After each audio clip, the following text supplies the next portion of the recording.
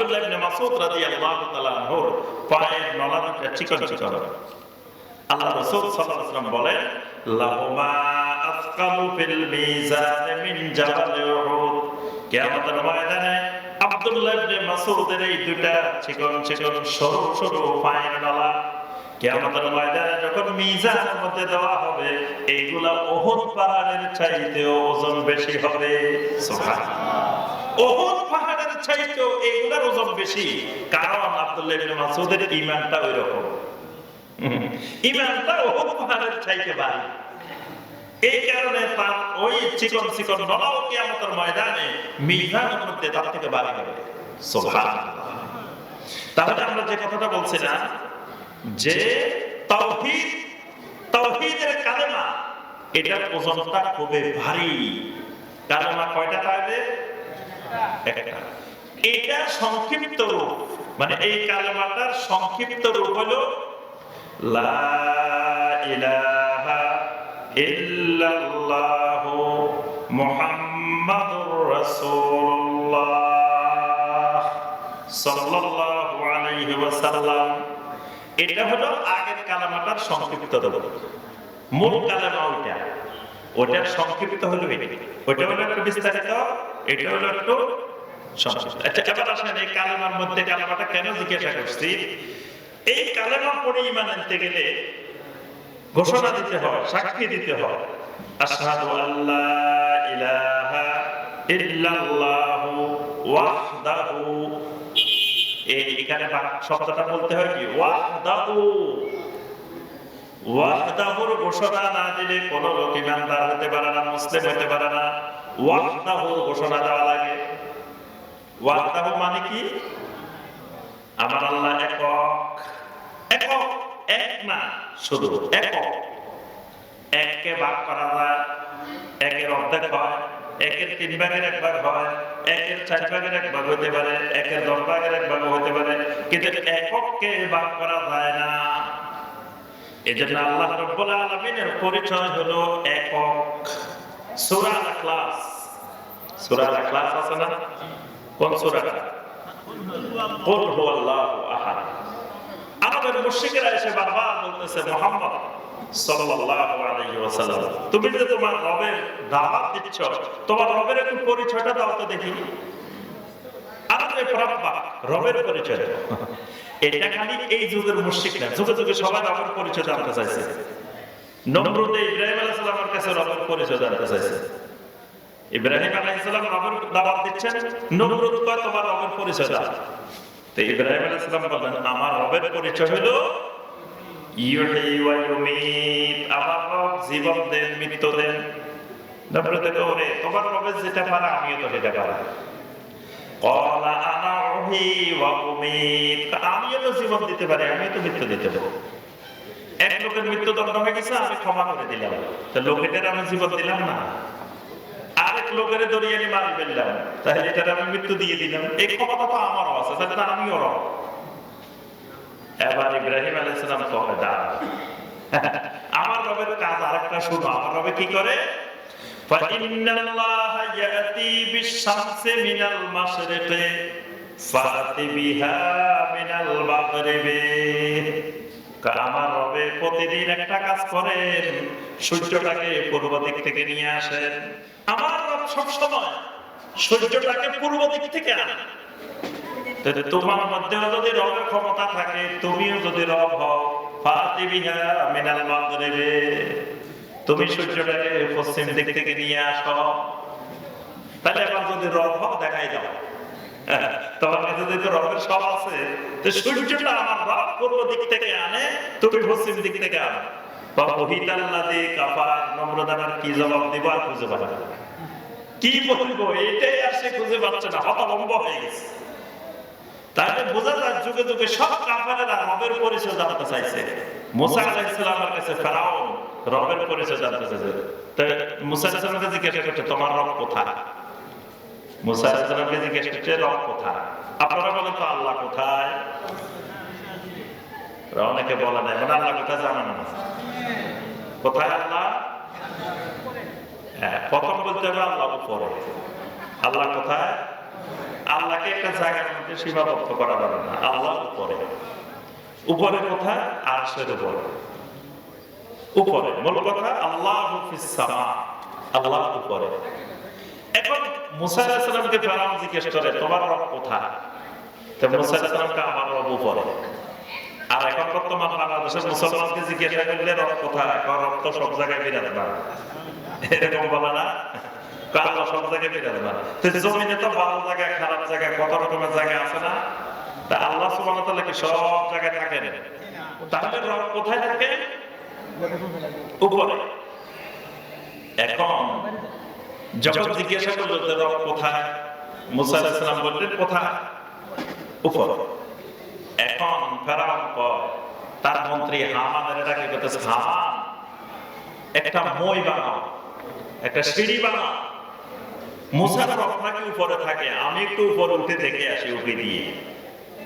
আমি একটু উকি দিয়ে মুসার রবকে দেখে আসি, মুসার রব উপরে কোথায় আছে। আরো অনেক কথাবার্তা হচ্ছে মুসা আলাইহিস সালামের সাথে, আমরা ওদিকে যাচ্ছি না। মূল কথা, যুগে যুগে সব কাফের মুশরিকেরা রবের পরিচয় জানতে চাইছে, আর রবের পরিচয় জানাটা সবার আগে জরুরি। আচ্ছা, এখন আসেন নবী সাল্লাল্লাহু আলাইহি ওয়াসাল্লামের কাছেও রবের পরিচয় জানতে চাইছে। আল্লাহ পাক তখন সূরা আল-ইখলাস নাযিল করছেন, নাযিল করে রবের পরিচয় জানা দিয়েছেন। তো রবের পরিচয় কি? কুল হুয়াল্লাহু আহাদ।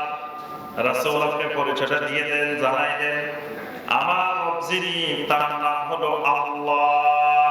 এক নম্বর পরিচয় আমার রবের নাম, কারণ এটাতে তাদের দ্বিমত নাই। আর মুশরিকরা কিন্তু আল্লাহকে চিনে। এই জন্য দেখেন এত মূর্তি বানাইছে, এত দেবতা বানাইছে, কিন্তু আল্লাহ নামে কোন মূর্তি, কোন দেবতা বানায় না। আর মুশরিকরা যুগে যুগে 360টা মূর্তি বানাইছে না? কিন্তু আল্লাহ নামে কোন মূর্তি বানায় না। কারণ তারা আল্লাহকে বিশ্বাস করতো, আল্লাহকে চিনত, আল্লাহর ঘরের খাদেম হিসাবে পরিচয় দিত।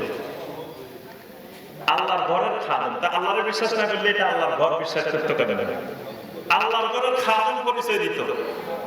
আব্রাহা যখন আল্লাহর ঘর ভাঙতে আসছে, আব্রাহা আল্লাহর ঘর ভাঙতে আসছে সেই সুদূর ইয়ামান থেকে, তখন আসি মাত্র প্রথমে আব্দুল মুত্তালিবের 100 উট চিন্তা করে নিয়ে গেছে।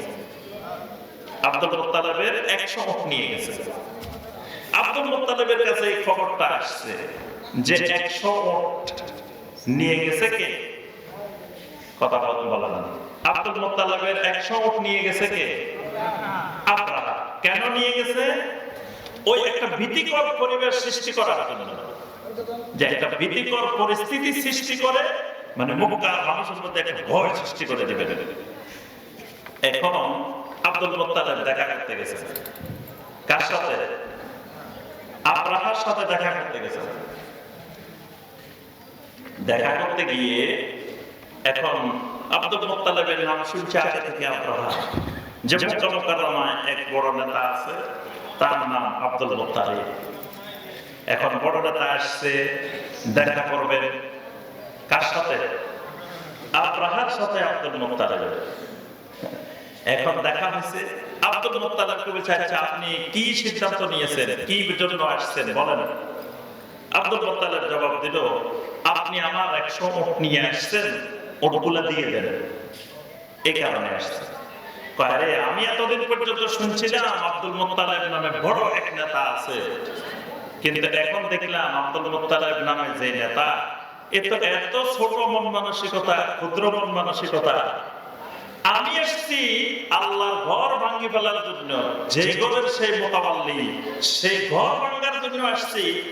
সেই ঘর নিয়ে কোনো কথা আমার সাথে বলতে আসে নাই, সামান্য তার 100টা উট নিয়ে আসছি, এই উটের কথা বলতে আসছে আমার কাছে।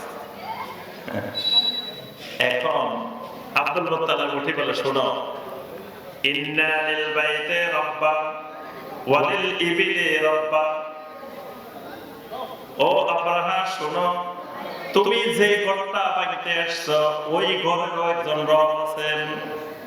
ইন্না লিল বাইতি রাব্বান, তুমি যে ঘর ধ্বংস করতে আসছো ওই ঘরের রব আলাদা, ওই ঘরের রব আমি না।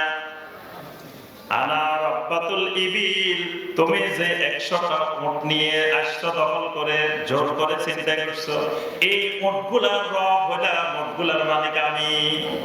এই কারণে আমি আমার উট নিতে আসছি, আমি ওই ঘরের কথা বলতে আসি নাই। ওই ঘরের যিনি রব, ওই ঘরের যিনি মালিক, তিনি তোমার সাথে বোঝাপড়া করবেন। ওই বোঝাপড়া আমার দরকার নেই, ওইটার মালিক যিনি, ওই মালিকে তোমার সাথে বোঝাপড়া করবেন। এই জন্য আমি ওই ব্যাপারে কোনো কথা বলি নাই। তাহলে ওই যুগের লোকেরা, ওখানকার লোকেরা তাহলে বিশ্বাস করতো যে একজন রব আছে এই ঘরের, তাহলে আল্লাহকে বিশ্বাস করতো। এই জন্য আল্লাহ রাব্বুল আলামিন প্রথম পরিচয়টা দিয়েছেন হুয়াল্লাহ। বলে দাও যিনি আমার রব, তার প্রথম পরিচয়, তার নামটা হলো কি? আল্লাহ। দ্বিতীয় পরিচয় হলো তিনি আহাদুন, আহাদ। তিনি আহাদ। আহাদ মানে কি? একক। এই আহাদটাই তাওহীদ।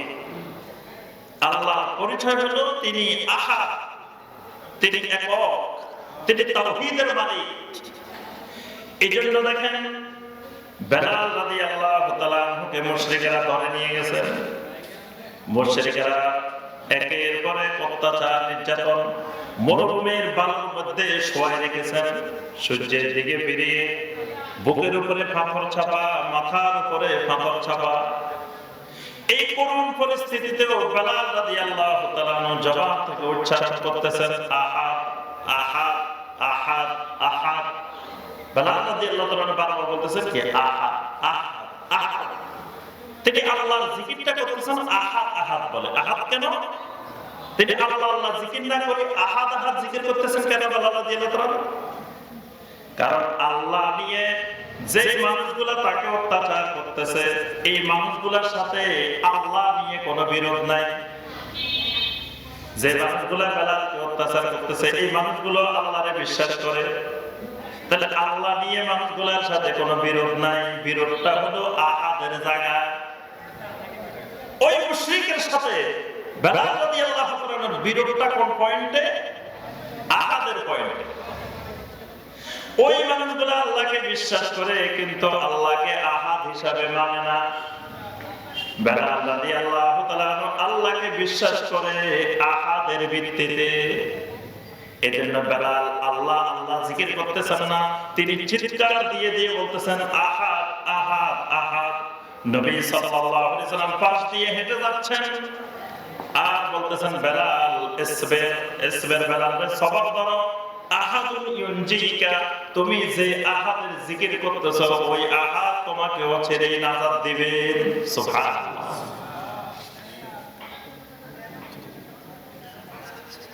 মাঝখানে দেওয়া কোরআন না তবে খারাপ। আমি শেষ করে দিই, উনি কথা বলো।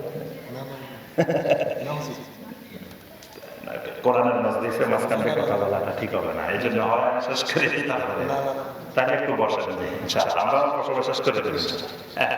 তাহলে আমরা যে কথাটা বলতেছিলাম যে আল্লাহ রাব্বুল আলামিনের মূল পরিচয় হবে কি? তাওহীদ। এই তাওহীদটা জানা একজন মুমিনের উপরে ফরজ আইন।